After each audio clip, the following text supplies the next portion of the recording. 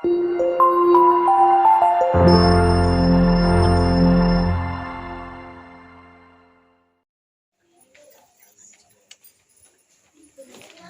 चौपाई में कहा है,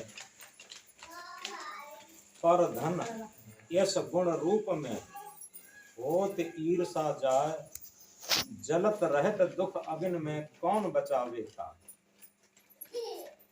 इस बात को हम थोड़ा गहराई से समझेंगे। पर धन यानी दूसरे के धन पर धन यश दूसरे के मान सम्मान पर, गुण दूसरे की योग्यता पर धन यश गुण रूप पर, दूसरे के रूप सौंदर्य पर धन गुण यश रूप पर होत ईर्षा जाय। इन चीजों पर जिसे ईर्षा होती है,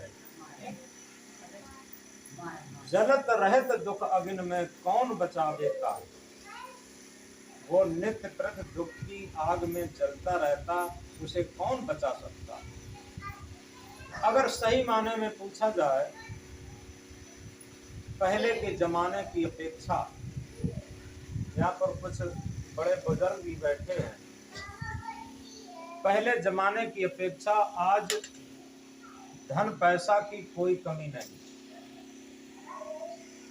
पहले ये था कि भूख लगी है क्या खाएं, खाने को कम होता था, भूख बहुत लगती थी। आज क्या है, क्या खाएं जिससे भूख लगे। तो इस तरीके से जब खाने को कम था तब लोगों में बहुत प्रेम था, सामंजस्य था, छल कपट नहीं था, ईर्षा नहीं थी। आज जितना ही भौतिक विकास हो रहा है, लोग अपने ही पड़ोसी के, अपने ही भाई की उन्नत देख करके जलने का ये बहुत प्रचलन हो गया है। आज लोग अपने दुख से दुखी नहीं है, आज दूसरे के सुख को देख करके लोग दुखी हैं। दूसरे की संपत्ति, जो अभी बताया था, पर धन गुण यश रूप पर होत ईर्षा जाए, जिसे ईर्षा होती रहती है और जलत रहत दुख अगिन में कौन बचावेगा। दुख की आगी में वो रात दिन जलता रहता है, उसे कौन बचा सकता। एक सूत्र है, मछली पानी में रहती है, मिट्टी और पानी खाती पीती है।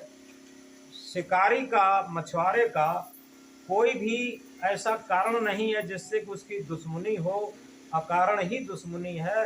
मछुआरा आकर के मछली को व्यर्थ में ही तो मारता है, मछली उसका मछुआरे का क्या बिगाड़ती। हिरण जंगल में रहता है और घास खाता है, पत्ती खाता है, और शिकारी का बिना कारण के ही तो दुश्मनी है। इसी तरीके से जो सज्जन व्यक्ति है, दुष्ट प्रकृति के व्यक्ति का, जिसके अंदर ईर्षा है, जलन है, उसका सज्जन व्यक्ति से अपने आप विरोध रहता, विरोध का कोई कारण नहीं रहता।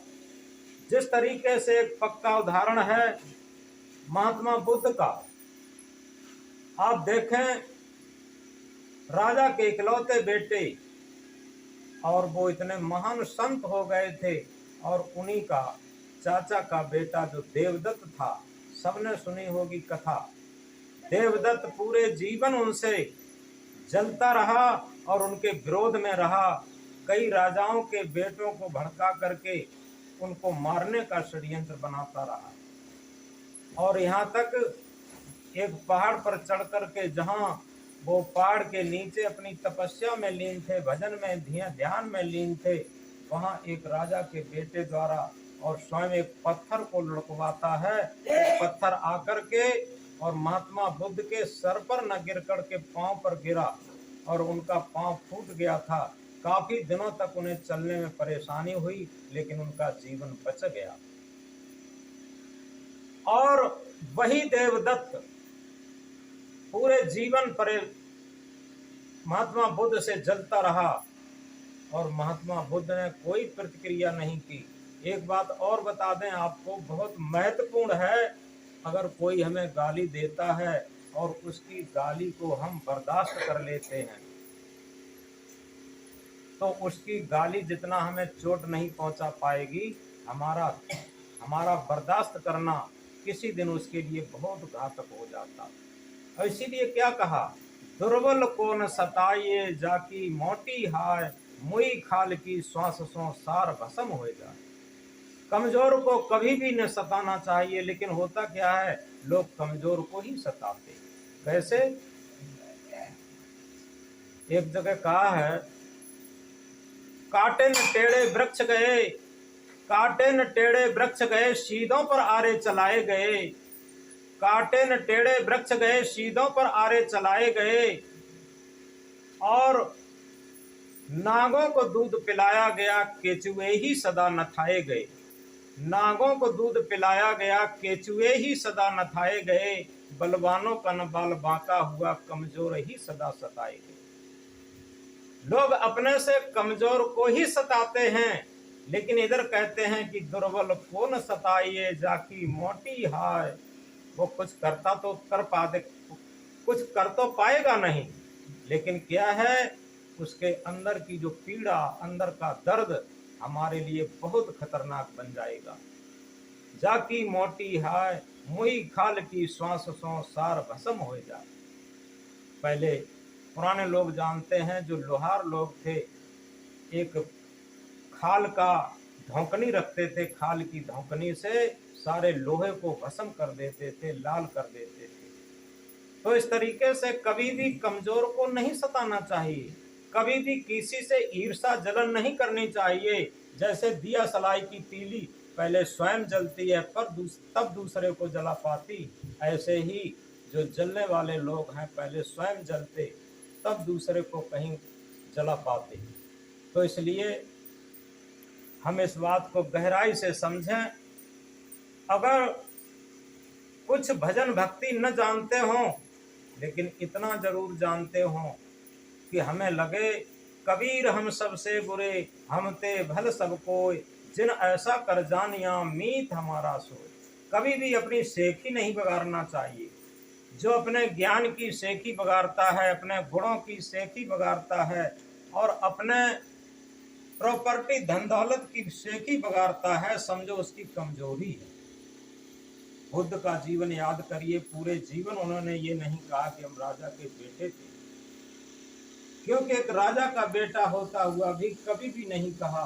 आपने शायद सुना होगा, 13 वर्ष बाद जब महात्मा बुद्ध कपिलवस्तु नगरी में लौट के आए थे, और लौट के ऐसे नहीं आए थे, एक एक करके राजघराने के कई लोग बुलाने के लिए गए राजा सिद्धोधन के निवेदन पर, लेकिन वो नहीं लौटे।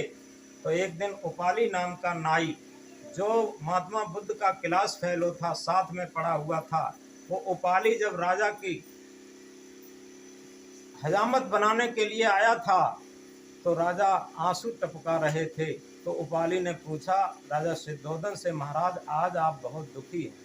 राजा सिद्धोधन ने कहा कि आज दुख का कारण मुझे ये है कि अब मुझे लगता है कि हमारा शरीर नहीं रहेगा, जीवन नहीं रहेगा, लेकिन हमें कोई आज तक बुद्ध के दर्शन नहीं करा पाए। हम सोचते थे हमारे प्राण पखेरु जब उड़ें, इससे पहले हम कम से कम बुद्ध के दर्शन तो कर लें। और जो जाता है उन्हीं के संग में मिल जाता है, और हमारे पास कोई नहीं लौट के खबर देता। उपाली ने कहा कि राजन, आप अगर आज्ञा दें तो हम बुद्ध को ला सकते हैं।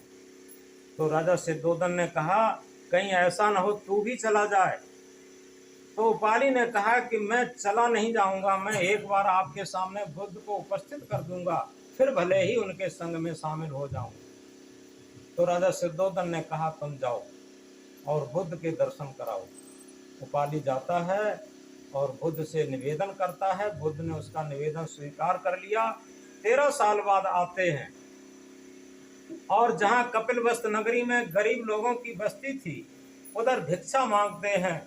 और जब भिक्षा मांगते हैं तो ऊपर से यशोधरा ने देखा और अपने ससुर से कहा, राजा सिद्धोधन से, कि पिताजी देखो वो आपके लड़के आए हैं और गरीब लोगों में भिक्षा मांग रहे हैं। क्या हम लोग इन्हें तथा इनके शिष्यों को भोजन नहीं दे पाते?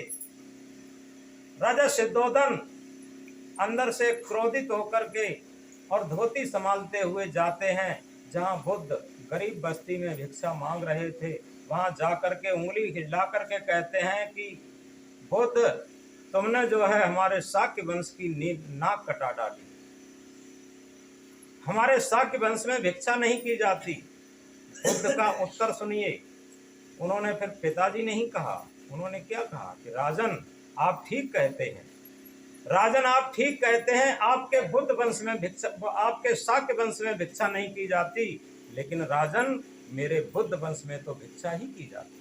हमारा राजवंश नहीं है, हमारा शाक्य वंश नहीं रहा, हमारा तो बुद्ध वंश है और हमारे बुद्ध वंश में भिक्षा ही की जाती है। राजा नतमस्तक हो जाते हैं, शर्म से झुक जाते हैं कि मैंने गलत कहा। तो ये बात इसलिए बताई, देखो बुद्ध एक राजा के बेटा होते हुए भी कभी भी उन्होंने अपने अहंकार ये नहीं किया कि मेरे पास ये है। तो इसी तरीके से भक्ति क्षेत्र में, क्योंकि सदगुरु कबीर देव क्या कहते हैं, अरब खरब लो द्रव्य हो उदय अस्त लो राज, भक्त महात्म ना तुलय ये सब कौन है काज। अरब से खरब तक द्रव्य हो जाए, उदय से अस्त तक राज हो जाए, ये भक्ति की महिमा के समतुल्य नहीं हो सकता। भक्ति एक ऐसी चीज है जिसकी संपत्ति सांसारिक संपत्ति से नहीं तौली जा सकती। और इसीलिए आज हम लोग जिन्हें आदर्श मानते हैं, जिनके आगे नतमस्तक होते हैं, उनके अंदर भक्ति ही तो थी। किसी राजा महाराजा को कहाँ नतमस्तक हुआ जाता, लेकिन कोई फक्कड़ हुआ होगा उसके आगे नतमस्तक हुआ जाता। इसीलिए हुआ जाता कि वो सम्राटों का भी सम्राट है। क्यों? सदगुरु कबीर साहब इंकलाब करके कहते हैं, चाह गई चिंता मिटी मनुआ बेपरवाह, चाह गई चिंता मिटी मनुआ बेपरवाह, जिनको कछु नहीं चाहिए सोई सहन पत साह। वही सम्राटों के सम्राट हैं जो अचाह स्थिति में जीवन गुजर कर रहे हैं। चाह चमारी चूहरी सब नीचन में नीच, तू तो पूरा ब्रह्म था चाह न होती बीच। तो ये चाह, क्योंकि ये कहा है हविस की हविस इंसान को हैवान बना देती है, हविस की हविस इंसान को हैवान बना देती है, हविस की चोट इंसान को इंसान बना देती है, अगर हविस से बचे जीवन भर तो इंसान को भगवान बना देती है। यथार्थ में इस बात को हम गहराई से समझें। हम चाहे गृहस्थी में हैं चाहे विरक्ति में हैं, क्या हमारे मन की हविस कैसी है? हम इच्छाओं वासनाओं के पुतले तो नहीं बने हुए हैं, अपने मन की गुलामी में तो नहीं बंधे हुए हैं, हम राग द्वेष के बहुत बड़े शिकार तो नहीं हो रहे हैं, हम दूसरे के धन यश गुण रूप में ईर्षा तो नहीं कर रहे हैं। ये सारी बातें अगर कर रहे हैं तो निश्चित है हमारी भक्ति कैंसिल हो रही है, निगलेक्ट हो रही है। तो इस तरीके से हम इस बात को गहराई से ध्यान रखें कि हम, क्योंकि एक जगह कहा है जिंदगी जीने का मकसद खास होना चाहिए, जिंदगी जीने का मकसद खास होना चाहिए, अपने आप पर विश्वास होना चाहिए, अपने आप पर विश्वास होना चाहिए। जिंदगी में खुशियों की कोई कमी नहीं होती, जिंदगी में खुशियों की कोई कमी नहीं होती, बस जीवन जीने का सही अंदाज होना चाहिए। जब हमें जीवन जीने का सही अंदाज होता है तो जीवन में खुशियों की कोई कमी नहीं रहती। और जब जीवन में हम राग द्वेष में झुलसते रहते हैं, ईर्षा वैमनस्य में झुलसते रहते हैं, दूसरे की बुराई में झुलसते रहते हैं, तो चाहे हम बाहर से कितने भी संपन्न हों, अंदर से हमारे आग धधक रही होती है। इसीलिए कहा है आवो हवा कश्मीर नहीं साहब, है आवो हवा कश्मीर नहीं साहब, कलेजा ठंडा हो उसे कश्मीर कहते हैं। हम कैसी ठंडी जगह में बैठ जाएं जाकर के तो वो थोड़ी देर ठंडक रहेगी, लेकिन अंदर जब आग धधक रही है, ईर्षा की, जलन की, दुख की, तृष्णा की, इनकी आग धधक रही है, तो बाहर की ठंडक क्या करेगा। तो इसलिए